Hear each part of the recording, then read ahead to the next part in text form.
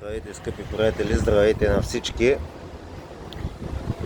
Започвам първо да ви благодаря, че ми помагате и сте до мен, до моето семейство, помагате ни финансово, морално, подкрепата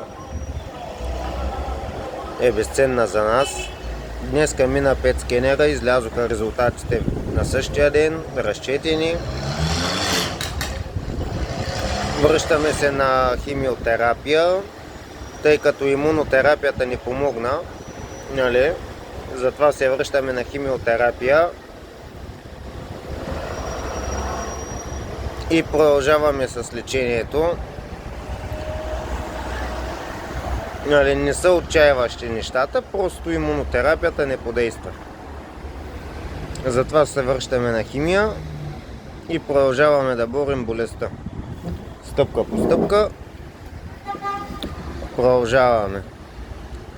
Тук отново искам да ви помоля, който с каквото може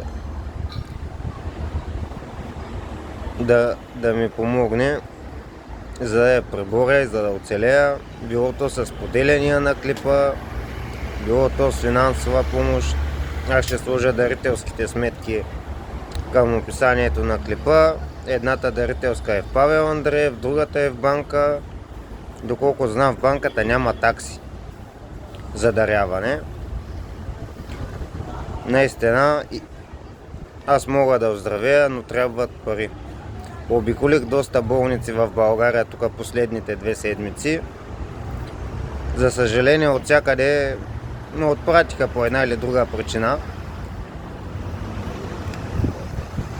И не могат няма как да провеждаме лечение. За сега в България не съм намерил къде.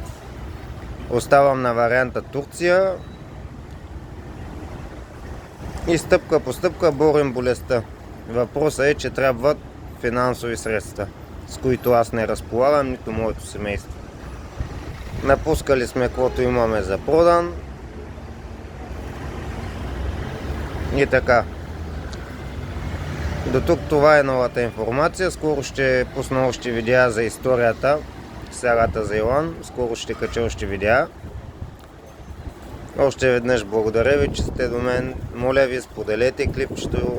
Моля ви, който с който може, нека ми помогне. Защото шанса не е малък. Все пак и аз искам да се отгледам дъщеричката. Благодаря ви, бъдете здрави и се обичайте.